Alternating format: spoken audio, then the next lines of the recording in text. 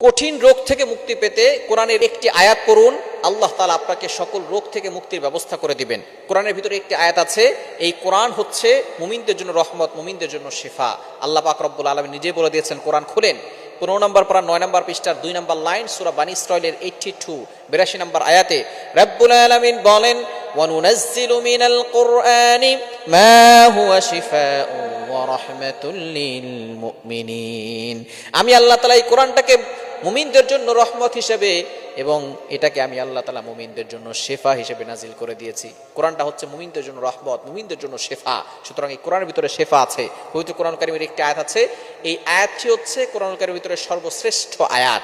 কিভাবে আপনি আয়াতটি পড়বেন আমি বলে দিচ্ছি। এই আয়াতের একটু ফজিলত বলে নেই।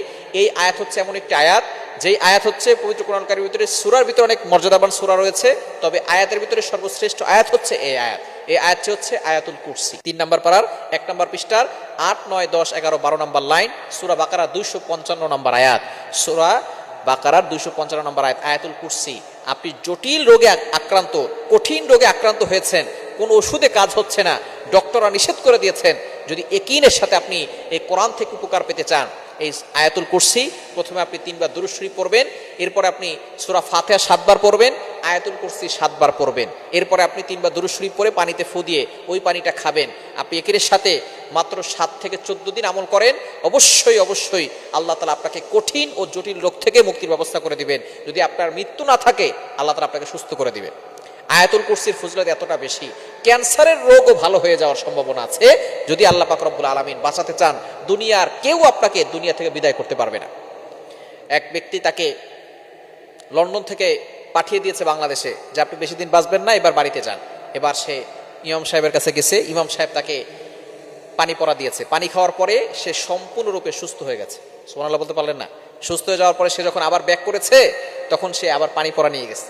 তখন তাকে জিজ্ঞেস করেছে যে আপনি কিভাবে সুস্থ হলেন, আপনাদের বাংলাদেশে কি কোনো মেডিসিন বের হয়েছে নাকি? বলে যে না, মেডিসিন বের হয় নাই, তবে আমি আমার মসজিদের ইমাম সাহেবের কাছ থেকে একটু পানি পড়া নিয়েছিলাম।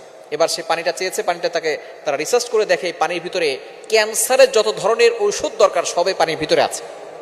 এবার বলতেছে এই পানির ভিতরে কি কোন গাছের লতা, কোন গাছের পাতা এটাতে মিশিয়েছেন? বলে না, কোনো গাছের পাতা নয়, ইমাম সাহেব জানে, আমি জানি না। ইমাম সাহেবকে ফোন দেওয়া হয়েছে, বলতেছে যে আমি কোনো গাছের পাতা দেই নাই, শুধু সূরা ফাতিহা 7 বার আর আয়াতুল কুরসি 7 বার পড়ে ফু দিয়েছে।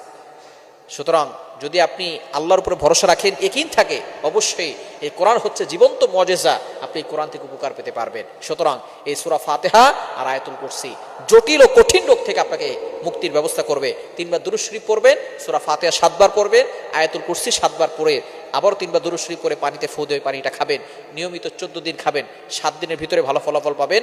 14 দিন যদি না হয়, 14 দিন খাবেন ইনশাআল্লাহ, সকাল বিকাল খাবেন। আল্লাহ পাক রব্বুল আলামিন আপনাকে কঠিন ও জটিল রোগ থেকে মুক্তির ব্যবস্থা করবে।